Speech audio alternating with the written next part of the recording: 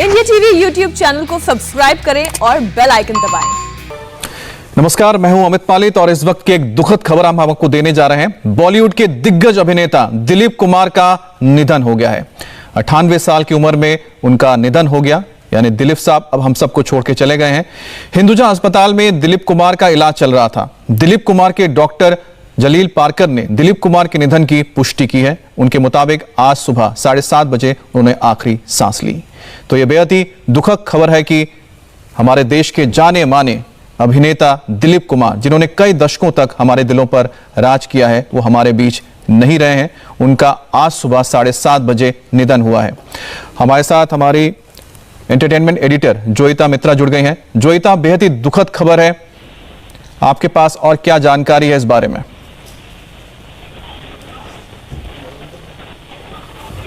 Hello Aamir जी जोईता, बहुत ही दुखद खबर है। जोईता, क्या आपके पास और जानकारी है इस बारे में?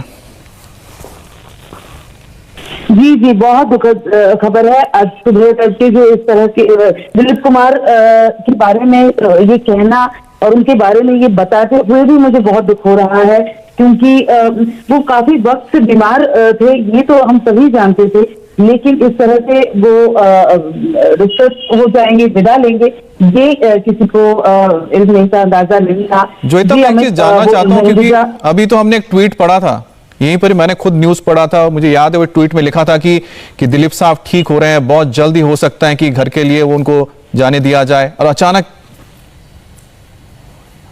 जी अमित, मैं बता दूं 29 तारीख को उन्हें अस्पताल में एडमिट कराया गया था और उनके लंग्स में बार बार पानी भर रहा था। मतलब 2 हफ्ते के अंतराल में वापस उन्हें अस्पताल में भर्ती कराया गया था।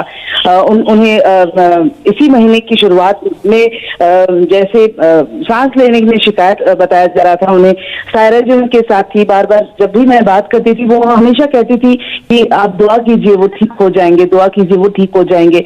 और कल रात भी जब उनकी हालत बिगड़ी तब भी मैं उनके परिवार के टच में थी, तो तब भी वो कह रहे थे कि ठीक हो जाएंगे। लेकिन जब सुबह मैं 1 घंटे पहले की अगर बात बताऊं तो उन्हें वेंटिलेटर पर रखा गया, उन्हें सांस लेने में बेहद तकलीफ होने लगी। तब उन्होंने एक होता है जैसे कि शायद अब हम उन्हें नहीं बचा पाएंगे अमित, तो और बस आधे घंटे पहले की बात है, वो इस दुनिया को रुखसत कर गए अमित।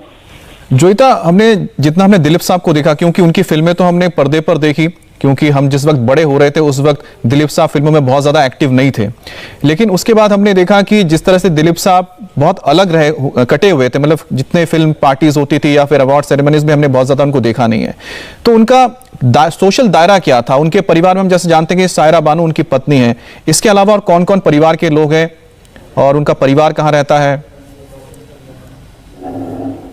अमित, बहुत सालों से दिलीप कुमार घर पर ही रहते हैं और उनके साथ उनकी अगर बहुत क्लोज रेसिडिटी की अगर बात करूं तो उनकी पत्नी उनके साथ रहती है। मैं खुद 2 साल पहले की बात है, मैं उनके जन्मदिन के अवसर पर उनके घर पर गई थी। तब वो अपने कमरे से भी नीचे नहीं आ पाए थे, क्योंकि उनकी हालत ठीक नहीं थी, वो जल्दी बहुत ज्यादा पहचान नहीं पाते थे लोगों को, लेकिन अपने परिवार के साथ रहते थे और बहुत एक खुशनुमा माहौल हमेशा बना रहता था, क्योंकि सायरा जी ने उस तरह का माहौल दिया था घर पर। उनके भतीजे हैं रेहान, जो उनके साथ ही रहते हैं, उनकी देखभाल करते हैं, उनके साथ उनके पुराने लोग हैं, जो उनकी टीम हमेशा होती थी वो रहते थे। तो बाहर सोशल जो उनकी गैदरिंग थी वो तो बिल्कुल ही नहीं थी। जैसे फिल्म इंडस्ट्री से कभी शाहरुख खान, कभी प्रियंका चोपड़ा, जब भी वो यहाँ पर विजिट करती थी वो जाकर मिलती थी, तो उनसे मिलने जरूर जाते थे, लेकिन वो उनका बाहर निकलना संभव नहीं था, क्योंकि वो बीमार थे, कैंसर से पीड़ित थे। तो उनके लिए सायरा जी ही हैं जो हमेशा उनके आसपास होती थी।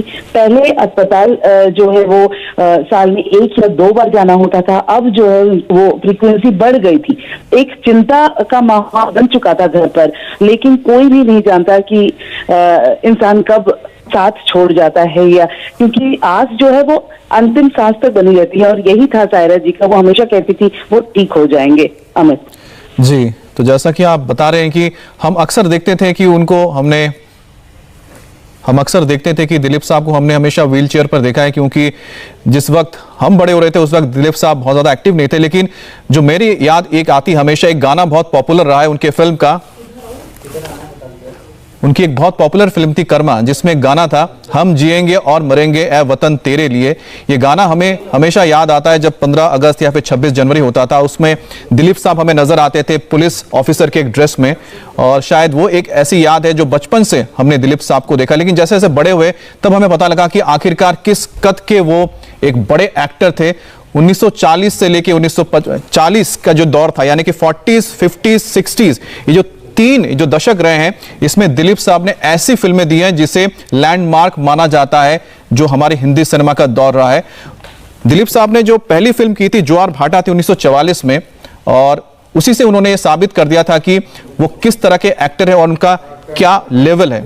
इसके बाद 1980 का यानी 80 का दशक आता है, जिसमें वो क्रांति जैसी फिल्म करते हैं। इसके बाद शक्ति जैसी फिल्म करते हैं अमिताभ बच्चन के साथ, जिसको कोई भूल नहीं सकता। तो उनका एज एन एक्टर उन्होंने हर जॉनर में काम किया, चाहे वो रोमांटिक हो, चाहे वो कॉमेडी हो। राम और शाम कौन भूल सकता है, जब उनको पहली बार हमने डबल रोल पर देखा था। और इसके साथ ही जो ड्रामेटिक फिल्में हैं, तो कहीं ना, जैसे मशाल, तो दिलीप साहब का जो एक कह सकते हैं कि रेंज होता है किसी एक्टर का, शायद उस रेंज में आज तक हम किसी को फिट होता हुआ नहीं देख पाते हैं। और एक ऐसा नाम जिनका चले जाना शायद हमारे देश के जो सांस्कृतिक और साथ ही साथ जो फिल्म हिस्ट्री है उसमें एक बहुत बड़ा गैप रह के छोड़ के चले गए हैं दिलीप साहब। और मुझे लगता है कि शायद उसको कोई भी नहीं भर पाएगा। और हमारे लिए शायद ये बहुत ही एक दुखद वक्त ये भी रहा कि दिलीप साहब बहुत ज्यादा एक्टिव नहीं रहे अपने, उनका जो लेटर हाफ ऑफ उनका जिंदगी रहा, क्योंकि कभी वो ज्यादा इंटरेक्ट नहीं करते थे, बहुत ही कम उनको हम सुन पाते थे। लेकिन अगर पुराने इंटरव्यूज आप चीजों को देखेंगे तो समझ में आता है कि उस व्यक्ति के अंदर किस तरह का एक अजीब, एक जबरदस्त जज्बा था। और उनकी जिंदगी भी देखिए कितना बड़ा कैनवस है जिंदगी का। उनका जन्म हुआ पेशावर में, उसके बाद वो अपने पिताजी के साथ महाराष्ट्र में पुणे के पास देवलाली है जहां पर उनके फार्म्स थे, वहां पर आए, पढ़ाई लिखाई की। उसके बाद पिताजी के साथ उनका एक तरह से कह सकते हैं मतभेद हुआ और 1940 में वो अपने घर को छोड़कर अलग आ गए, पुणे में वो काम करने लगे। उन्होंने एक बेकरी में काम किया, लेकिन उनकी इंग्लिश बहुत अच्छी थी क्योंकि उनकी जो पढ़ाई लिखाई जो बहुत अच्छी रही। और उसके बाद उन्होंने काम करना शुरू किया और फिर 1940 में वो जब मुंबई पहुंचे, और मुंबई में तब बंबई हुआ करता था, तो बंबई आए और उन्होंने बॉम्बे टॉकीज के साथ उन्होंने अपने काम की शुरुआत की। और इस तरह से दिलीप साहब का कह सकते हैं कि एक फिल्मी करियर शुरू हो गया। और बॉम्बे टॉकीज में उन्होंने बतौर उनको एक साइन किया था, क्योंकि तब जो स्टूडियोज होते थे उसमें आपको हर महीने पैसे मिलते थे। तो देविका रानी से मुलाकात हुई और उनके सिलसिला शुरू हुआ फिल्मों का। और एक के बाद एक 1940 हो या फिर 1950 का जो दशक रहा, दिलीप साहब ने एक के बाद एक बड़ी फिल्में दी। उनकी अगर हम बात करते हैं जो आखिरी दौर में जब वो फिल्मों में आए, यानी कि जब उन्होंने फिल्म करना बंद कर दिया था, तो एक फिल्म आई थी जिसका जिक्र मैं करूंगा क्योंकि मुझे याद है, मैं तब स्कूल में हुआ करता था। और उस फिल्म का नाम था सौदागर। वो फिल्म हमने देखी थी, तब राजकुमार और दिलीप साहब दोनों को सामने सामने देखना, उसको लेकर काफी आर्टिकल्स भी लिखे गए थे और मैंने आर्टिकल्स पढ़े थे कि आखिरकार इस फिल्म को लेकर इतनी चर्चा क्यों हो रही है। तब हमें पता लगा कि आखिरकार दिलीप साहब का क्या कद है, राजकुमार क्या कद है, और उनका एक साथ स्क्रीन पे आना एक अजीब ही कहानी थी। तो इस तरह से दिलीप साहब मैं याद कर पा रहा हूं। लेकिन जब दिलीप साहब के बारे में आप जितना पढ़ेंगे और जानेंगे तो आपको समझ में आएगा कि उनको चाहने वाले सिर्फ भारत में नहीं है, भारत में तो उनको चाहा जाता ही है, प्यार किया जाता है, लेकिन उनको चाहने वाले भारत से लेके पाकिस्तान से लेके दुनिया के हर कोने में मौजूद है। जो भी हिंदी फिल्में देखता है या देखता रहा है वो दिलीप साहब को जानता है।